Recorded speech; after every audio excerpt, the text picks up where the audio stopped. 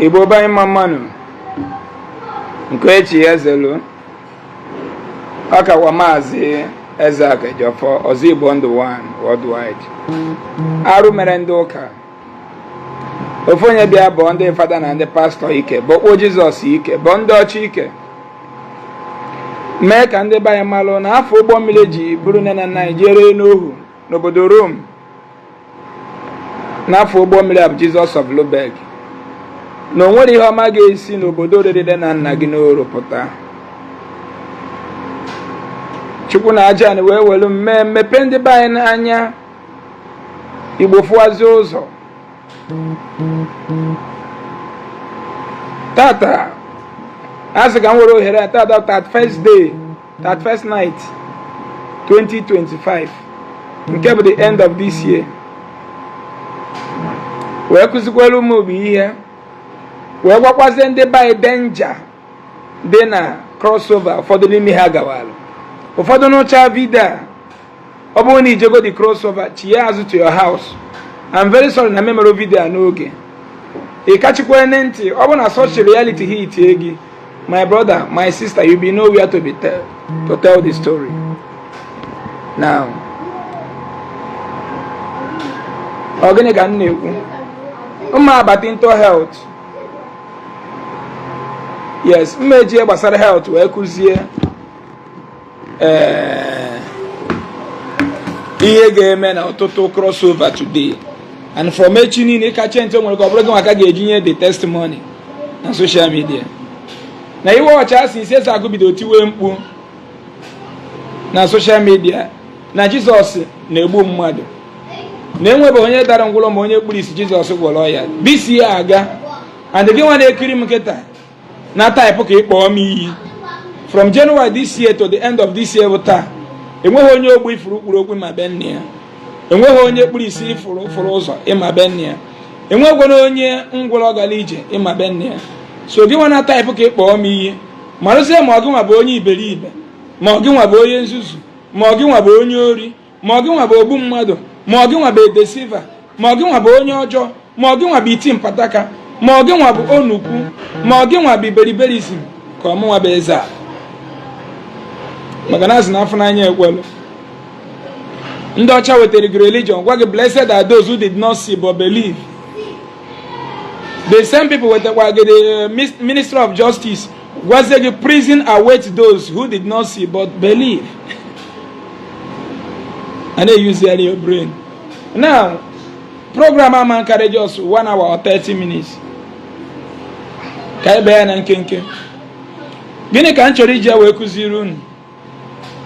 Achọrọ m iji ya gbasara health wee kụziri ọtụtụ ndị ga-eje crossover night today. Enwere ụfọdụ n'ime unu, especially ọ bụ na taa bụ your first time or na such thing develop bere n'ime ndụ gị. Ị mara no develop go, then the reality ga-ehit isi gị taa. O hit isi gị today, you will be a dead person. Enwere health challenge ị ga-enwe, ị need ihe n'ebe nwere crowd. Enwere nke na-aba ebu mpụta ụwa. Mana ịma ọ n'ibu ya pụta ụwa. Na ị nọrọ ebe dị crowded, a na-eti gị mkpu speaker n'isi, you will develop a heart attack that might make gịnị kwatu oge na a slumber. Ama ihe niile slumber na adoration ada na nsogbu ya with microphone. A na-eburu ya na nzuzo gawa na azụ ụlọ. Buru apụọ immediately sharp. That is the work of those securities in adoration. Because those securities bụ ndị oshi criminals. Akụzichego ka esi ezu ori. Na-ege ntị. For example, enwere ụfọdụ ga-abụ ha baa moto. Why na glass moto down or nọ n'akụkụ glass moto. Moto ahụ gba ihe dịka 30 minutes. Ihe a health condition ka m na-agwa gị medically. Enwere ụfọdụ ya bụ ha baa moto ọ bụ na the glass wine down. Ikuku kụọ ha moto agbụ ihe dịka 30 minutes ebido gbawa agbọ. They will start vomiting. Just maka na ịba moto. The same people nwere ike broke bike. Were machine gbuo ihe dịka bidebe a jee Cotonou. When you get me, man, I once know about moto. Noro beside the window. Before the motor about for 30-40 minutes, only he be don't make any bow, but the person will start vomiting. Here health condition. In an event. So, again, when I'm with such sickness, we people on Ezuzu. Makana Bible gwaru neji ofazu or 5,000 people. At your age, on your university, choice is John Wogonia goes a horn. In me, here, go down the 1, 2, 3, 4, 5, 6, 7, 8.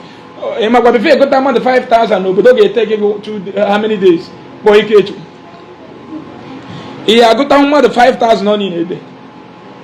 It's not possible. Boy, it's not possible. But when he gave me, Kagawana no Makata, go down more than 5,000 on in a day. And that's a way we're going to achieve an effort. You fall by chicha. Nazo where's on more than 5,000 only? A way when careful and I have. Common sense, how can you be able to count 5,000 people in a day?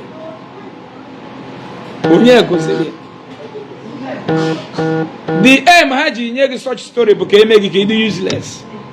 Nobody when the chigeji as of 5,000 or Fazu now Chichanabo Zoma the 5,000. Now you don't need to go into research to create an idea that will remove Africa from poverty, because you have a God that you will call, and the 2 loaves of bread and 2 fishes will feed 5,000 people. Why you are dabbling in stupidity to call that God to come and perform that miracle? The white man will keep on packing your resources, packing the mineral resources in your land to go and refine it, produce something and make money from you, because you are dabbling in stupidity. I just need more. Kerebo bomu. When you 30 minutes, Bia wale mmanya ka enyefa wete wine na fridge. Kedu no so Emeka? Listen.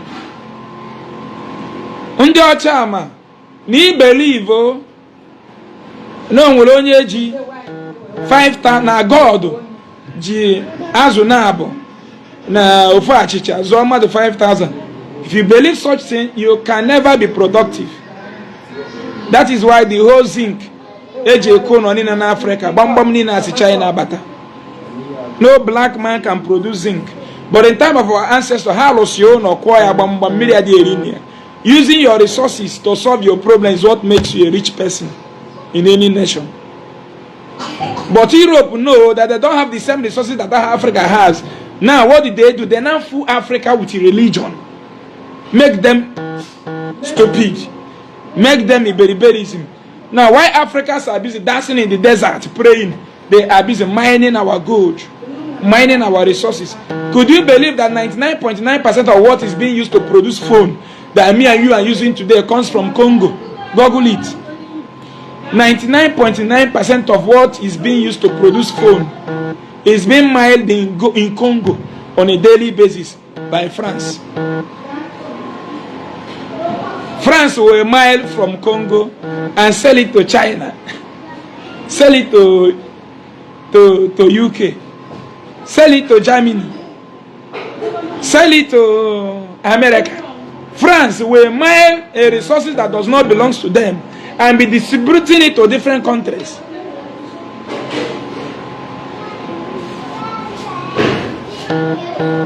Just because they were the one that colonized what? Congo. Now Congo is still under their slave trade. Is it not a shameful something to us? Now, all of you now claiming to cross to 2026. Mention one thing you are going to enjoy, you are crossing over to. Are you crossing over to produce electricity that the world will use to save pregnant mothers inside theater? They are banning in a room, everybody. Go inside your room or you close your mouth. Makagene. So, in an ifene, when he fell a black man when he fell, that is why all Balobom Military Europe. Onyo J when he fell, that is why they are trying to get them in Europe. Black man when he heard that is why at the age of 65 talk about Obodo Igbo. Say black man when he fell, share my others in you. Understand? At the age of 60, 50 years, it was Sibia non obinna, no lunson obinna, Malaki yen Nagido Lisiaga, it can be America, it can be Europe, it can be China. Because we don't have shame anymore. Kedemen I was shame. Yemen I'm not again with shame because I brew poverty double wine you. Europe where religion brew poverty double wine you. Why we're enjoying poverty now we does not have shame anymore. Tell me a Japanese man at the age of 60 years that are still living in your village in Nigeria. That is not being held here by maybe government or big company begging him to continue assisting them. But you are still at the age of 60, you are still fearing European and American police so that you will not be deported. You are still living with fear.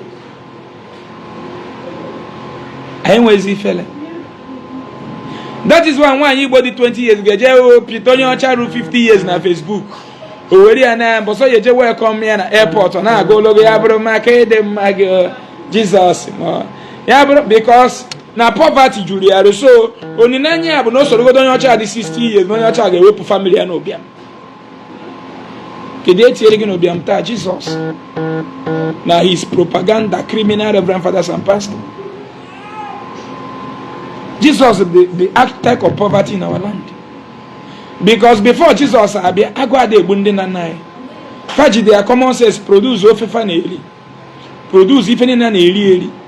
Bo ite ha je sini. Create ndị nna na erili ife dị ndụ jee jụọ ese Igbo erili ife dị ndụ mmadụ nke bụ bushmeat mmadụ nke bụ domestic animal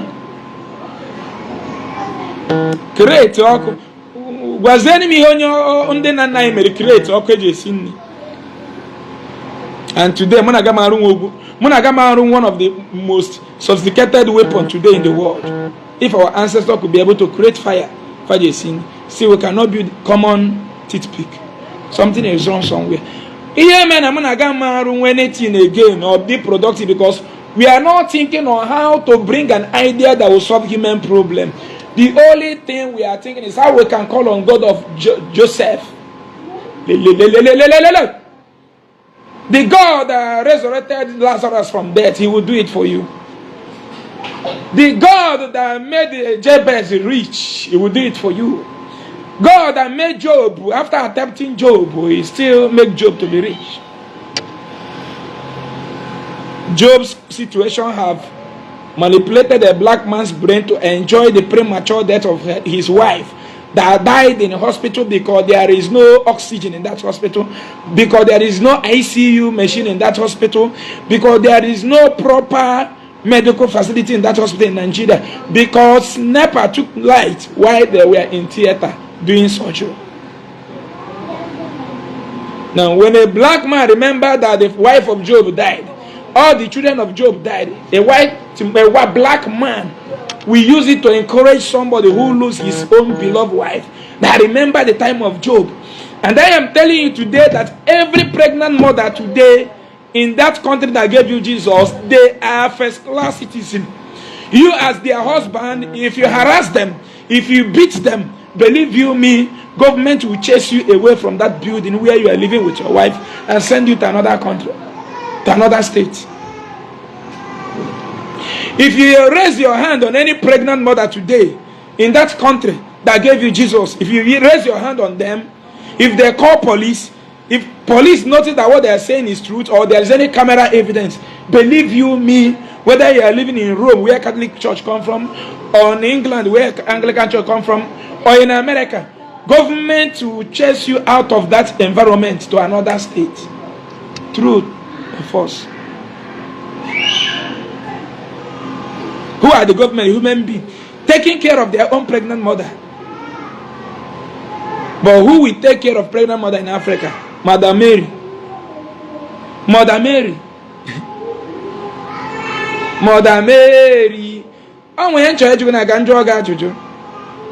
want to ask you. Makia nkuzirunu maka health kita. Basara health, onye health ya da anabata crowd. And it can cause you a lot of damages. Or to tell you made such crusade today. If you are in such health condition, believe me, when it's slumber, and nobody will announce it, you will die or be forgotten. Hii na chweje bere okinwe digini. Ki gote moto, gote phone. Kedi de onye Nigeria odendo. Okay, dendo nketa ode hondo. Ewu ode hondo, okuko ode hondo. Busi ode hondo. Ke hii Nigeria ekpe amola ya banefo. Ki inwe ego, ana ekpete ekpere na ego. Dangote akala ge ego. Ana ekpete ekpere na ego mu ebe Ezeaku roto e marichu na enu na village. Rota no ne. Ana ekpete ekpere na ego. Malaysia arologu prison ebe na atoge nga with ekperegi and ekpere nego na over 6,500 people na nga in India, 8,500 na Dubai. Ndi Igbo na nga in Israel the more than 5,000 in number. In Egypt ebe Egyptian you see today you shall see no more. Ndi Igbo in Egypt na nga about 5,000 plus. Je Morocco, je Tunisia, je Senegal. Even the Bayananga. Are you learning anything? Yes or no?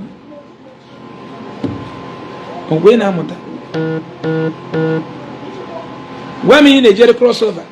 In a jet crossover, can win a gun at the bay medime as yes, he get medication. Animal waggy. You just crossover this week next year. When you got my until you get medical due process. In a jet crossover, I digging away low span count as a spam. Who does that? And when you come to see J, but the digging actually general Babin Saloon, boys, Jesus are caught on to you. And when you go, and when so no need of disturbing yourself in prayer. Prayer is stupidity. Prayer means slavery. Prayer means slave chain. You use prayer to program your tomorrow. When you achieve good thing tomorrow, you say that it's because of the prayer you prayed yesterday. Are you crazy? Are you crazy? Are you crazy? You present prayer today. Tomorrow you went out.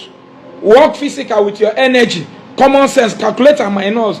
Now you get good something. Now you are not brainwashing yourself that it's because of the prayer you prayed yesterday that gave you something the next day. You are not okay now. You will have to pray instantly where that you are praying. You command those things to come to your doorstep where you are sitting while praying. So if such thing is not happening, you are just wasting your time. You are deceiving yourself. If those prayer works, you will have just sit down. In the name of Jesus, I receive this car, those car will come. But if it does not work so, then after you dabbling in stupidity in the name of prayer, tomorrow you go and work hard and make money, buy a car or build a house, brother. It comes through your hard work, not by any normal. If you don't go to work, invest your energy. Now, if you want to make me believe that those prayer works, so I pray now, say 2026, make NEPA no take light again in Nigeria. So we will not say they work. Sure.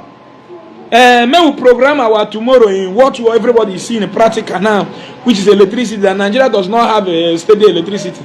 Let us pray in the name of Jesus. NEPA will not take light in 2026. Now, from January to December, if NEPA did not take light, then we know that prayer works. What are you telling me? Yes, because now, tomorrow, NEPA will take light. Next tomorrow, NEPA will take light. So the same thing where you pray today, you can't get better something tomorrow. Now, make you pray today and make you can't get better something from NEPA tomorrow. Make them not take light tomorrow. Next tomorrow is still tomorrow when you are in tomorrow. You know go take next tomorrow. Next tomorrow is still tomorrow when you are in the next tomorrow. So you know go take. So why can't the prayer do the same thing? Nah, Oyibo fool now. Oyibo fool. I was in a hospital where I took my daughter to. My daughter was sick. Now they brought a baby there. The management, they brought a baby there. They tried to fix a cannula on that baby's hand. They could not find vein. They put it at the leg, hoping that they have gotten the vein. So later they discovered that they did not put it at the right place, because the nurses could not be able to fix the colonna. Now the doctors went up to see other people, because there is a lot of crowd in that hospital, and they have only available 2 doctors there attending to those crowd. So while those doctors were attending to those crowd, the whole medication that is being put inside drip to calm down that boy's temperature, none of them is flowing again, because the cannula is no longer on that boy's vein. Now nurses, you know that doctor does not have chance to come and fix those things back. You didn't refer them to another hospital. What you did is to go and fix oxygen. Now the guy has high temperature. What does that concern? What concerns oxygen and high temperature? So when I came back, I was angry that they did not give my daughter the adequate medication they're supposed to give them. When I see the guy struggling for his life, small boy of 8 months, the mother is about to do wedding next 4 days with traditional marriage. That's what the mother of the grandmother of the child was crying. Ona asichia, oni hoyo, oni choge hoyo na bia. Dan asusuba ihoyo bi iho bia nwere. Ona chi achoge hoyo. So mgbe nwata kire na struggle nwe ba doctor so mgbara ta na ka mbawara mba woro mba everybody. The doctor, you see the doctor, not even only my doctor ye nka one. The doctor na ya say na the tina da ga wana na chezi ya drive.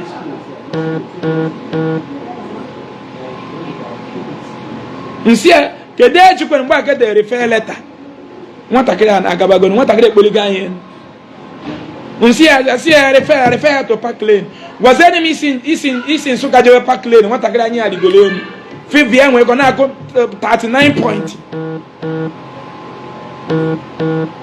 He needed just to bring the fever down. The child will survive. Could hold the fever. Mwadendo. Before I chi ambulance, I want to kill you. I just told them now. I will bring another hospital. And now I want park lane or go to strike. Oh no, park lane can so make the change is obi and hatch of the I another hospital. I could chiteze out at the same hospital on here. The doctors confirm one and one. If one and one pompous. This guy just died careless death. But so get soon as one can get Amakwan. When want a grand flavor, when appendix. May post the video. The female doctor never will be mother no. It's not her hospital. Or what a private money waiting here. Need the woman account. Support all the woman say no na KG because I support all waiting ka. Uno West na one ya got 160,000 before me to yaka. The doctor when e best na the more the appendix na a get rupture. Name for more the risky of the life of the child. Mwebe 13 years. The doctor Yobam Mwanya Kawari the doctor Yambo or Yobam Bolum Jane at the ward. The doctor even voiced out. Bolum Jane at the ward. Mwenya 100,000. Deposit 100,000. Now till date. Now but maybe the child again operation. Why?